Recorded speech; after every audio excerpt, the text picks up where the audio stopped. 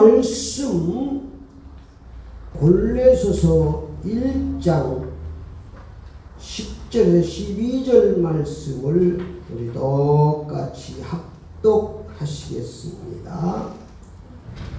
골로새 1장 10절 주께 합당하게 행하여 범사에 기쁘시게 하고 모든 선한 일에 열매를 맺게 하시며 하나님을 아는 것에 자라게 하시고 그의 영광의 힘을 따라 모든 능력으로 능하게 하시며 기쁨으로 모든 견딤과 오래 참에 이르게 하시고 우리로 하여금 빛 가운데서 성도의 기업의 부분을 얻기에 합당하게 하신 아버지께 감사하시기를 원하노라. 아멘. 오늘 하나님 말씀 제목을 주께 합당하게 행하여, 주께 합당하게 행하여, 이런 제목으로 함께 은혜를 받겠습니다. 다시 말씀드리면 주께 합당한 삶을 살라는 말씀입니다. 사람에게는 누구에게나 합당한 삶이 있습니다. 가정이 행복하게 살려면 부모님이 합당한 삶을 살아야 됩니다. 부부가 합당한 삶을 살아야 됩니다. 자녀가 합당한 삶을 살아야 가정이 행복할 수 있습니다. 부부가 합당하지 않고 부인이 잘 내조를 하고 가정을 다스려도 남편이 늘 엉뚱한 데 빠져 있습니다. 술에 빠져 있고 노름에 빠져 있고 흉난에 빠져 있으면 가정이 행복할 수 없는 것입니다. 마찬가지예요. 부인도 마찬가지고 부모도 자녀도 마찬가지고 자녀가 늘 불효에 빠져 있으면 어떻게 가정이 행복하겠습니까? 그래서 각자 부모는 부모대로 자녀는 자녀대로 부부는 부부대로 합당한 삶을 살아야 가정이 행복할 수 있습니다. 하여 이 학교 교육도 잘 되기 위해서는 스승이 합당한 삶을 살아야 되고 제자가 합당한 삶을 살아야 학교 교육이 잘 됩니다. 나라가 잘 되고 복지국가가 되기 위해서는 대통령이 합당한 삶을 살아야 됩니다. 장관이 합당한 삶을 살아야 됩니다. 국회의원이 합당한 삶을 살아야 됩니다. 국민들이 합당한 삶을 살아야 나라가 잘 될 수 있습니다. 이런 합당한 삶을 각자가 잘 지키고 살 때 나라가 잘 되고 가정이 잘 되고 개인이 행복할 수 있습니다. 성도는 성도의 합당한 삶이 있습니다. 그러므로 오늘은 성도의 합당한 삶을 통해서 은혜를 받겠습니다. 합당한 삶을 살아 주님께서 역사하시고 축복하십니다. 오늘 1장 10절 말씀에 보니까 성도의 합당한 삶은 범사에 주님을 기쁘시게 하는 것입니다. 오늘 10절 주께 합당히 행하여 범사에 기쁘게 하고 기쁘시게 하고 선한 일의 열매를 맺게 하시며, 그래서 우리가 이 땅에 사는 동안 늘 주님을 기쁘시게 하는 삶을 살아야 됩니다. 주님을 기쁘시게 하는 삶은 선한 일의 열매를 많이 맺고 사는 것입니다. 악한 열매를 맺는 것이 아니라 선한 열매를 많이 맺고 살아야 하는 것입니다. 11절 말씀에 보니까 그의 영광의 힘을 따라 모든 능력으로 능하게 하시며 기쁨으로 모든 견딘과 오래 참게 이르게 하시고, 인내의 삶을 말씀하고 있어요.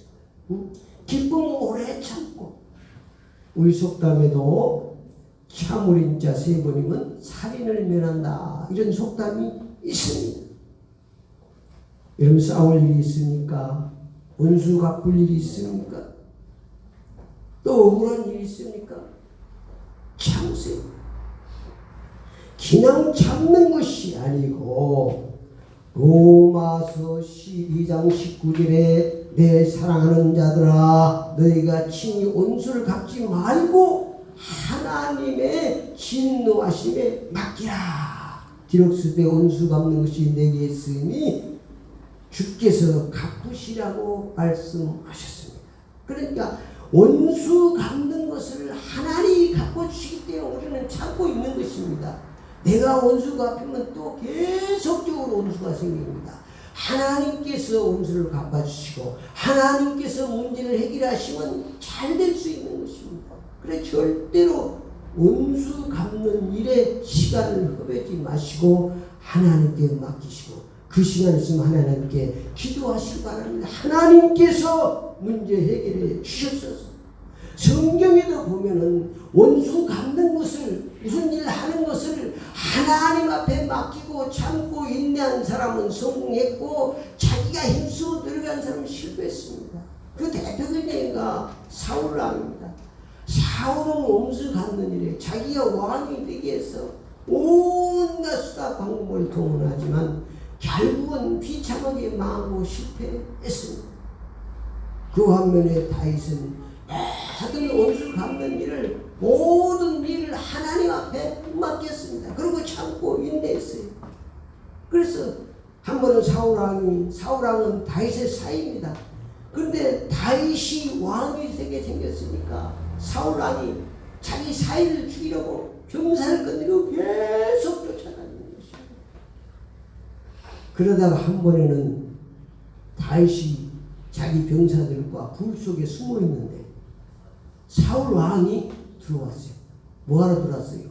대변인으로 들어와가지고 대변 보고 있는데 그 신하가 있다. 왕이요 기회가 왔습니다. 하나님께 기회를 주시면 당장 목을 치십시오. 다윗은 목을 치 하나님께서 기름 부은 자를 내가 어떻게 칠 수가? 그리고 옷자락만 살짝 그랬어요. 하나님 원수 없는 걸 하나님 앞에 맡긴 거예요. 하나님 앞에. 이런 일들이 몇 번 있었지만 다윗은 절대로 자기 손으로 기름 부은 자를 죽지 않고 원수를 갚지 않았습니다. 또 한 번은 다윗은 압살롬이 반역을 해가지고 왕이 되고 그래서 다윗이 도망가는 거예요. 도망가는데 그 신하 한마 시므이라는 사람이 다윗에게 막 돌을 던지면서 모래를 던지면서 막 저주를 하는 것이죠. 저놈을 당장 목을 쳐버릴 것이라는 거예요. 가만히 하나님이 시키지 않으면 어떻게 되느냐. 저 일 때문에 하나님께서 나를 무릎게 축복하실 때 누가 하느냐. 그리고 하나님 앞에 맡겼어요. 그래서 다윗은 이스라엘의 최고의 왕으로 하나님이 축복하신 줄 믿습니다. 그러니까 그 맡기가 쉽잖아요. 그러니까 그냥 우리가 참고 있는 것이 아니고 하나님의 말씀을 붙잡고 약속의 말씀을 붙잡고 내가 원수를 갚아줄 하나님께서 갚아주시기 때문에 우리는 참고 있는 것이죠. 내가 아무리 잘 갚는다고 하나님만 못합니다. 또 구약의 한 사람은 요셉입니다. 요셉은 창세기 37장에 보면 자기 형들이 요셉을 애굽으로 팔아버렸어요. 얼마나 분하게 자기 형들이 노예로 애굽으로 팔아버렸다니까. 죽이려고 하다가. 근데 요셉은 원수 갚는 것을 하나님 앞에 맡겼습니다.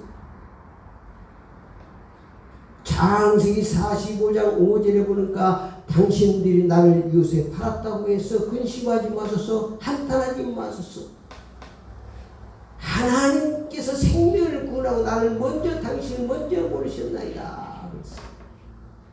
형들은 다윗이 총리가 되고 벌벌 떨고 있었는데 다윗은 여기 요셉은 그게 아니고 원수 갚는 하나님께 다 맡겼어요. 그랬더니 하나님께서 애굽 총리로 하나님이 승리하도록 축복하신 줄 믿습니다.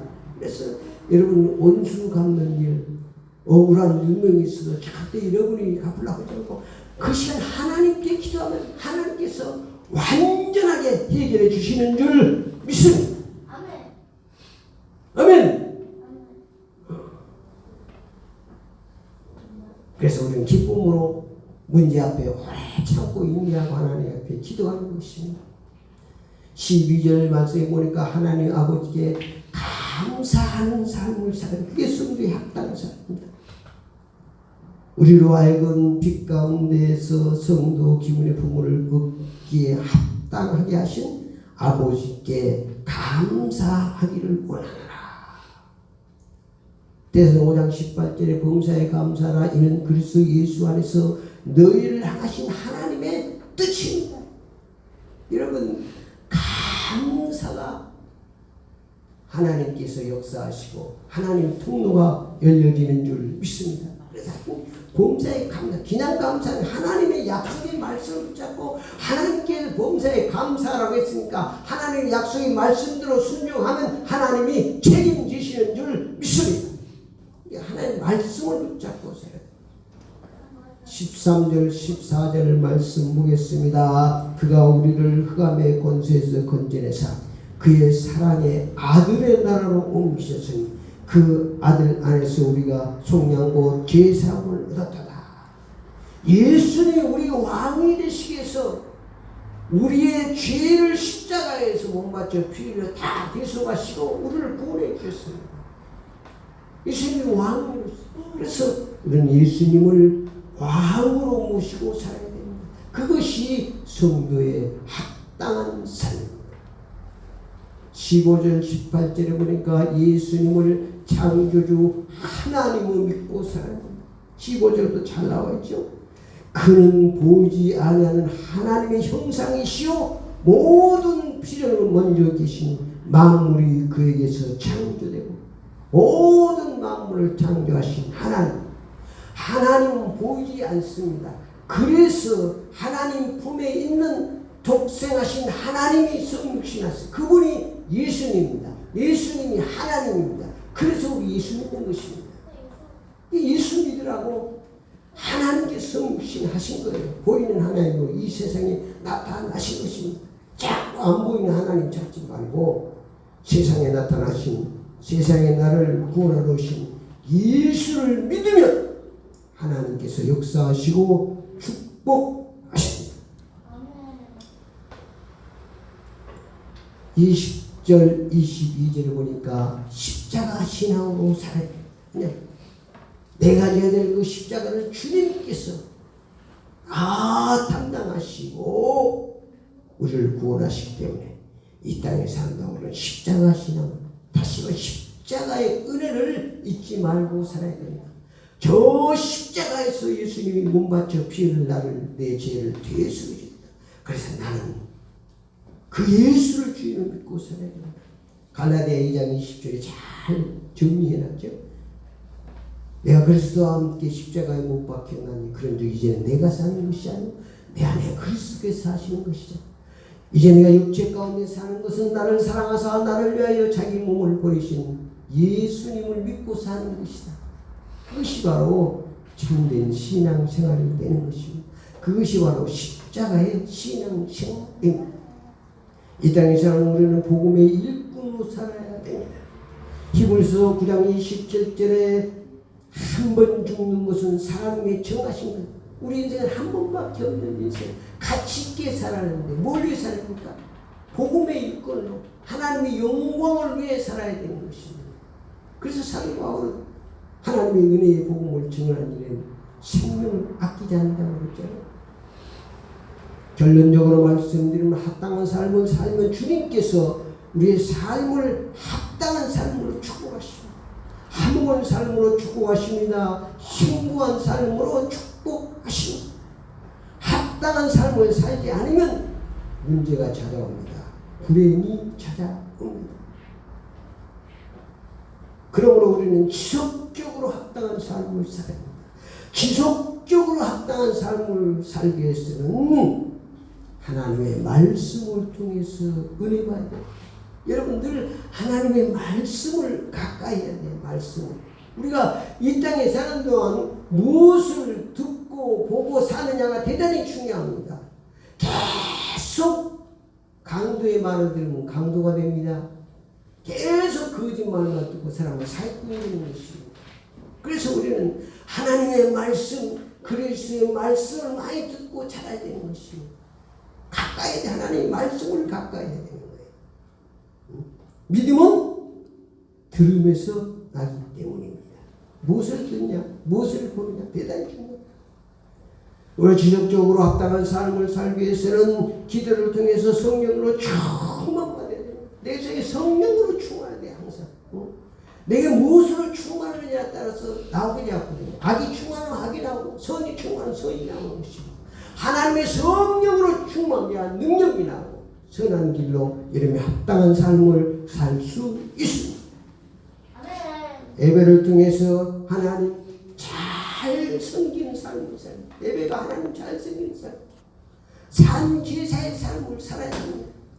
나는 죽고 예수 주인 신앙으로 살아야 됩니다.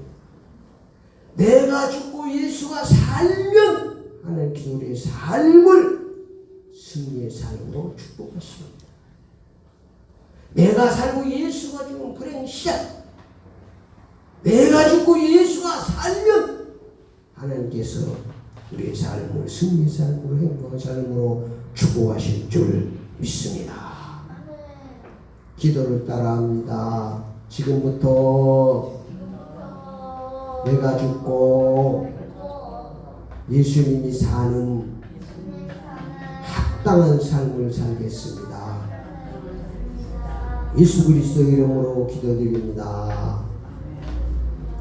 아멘.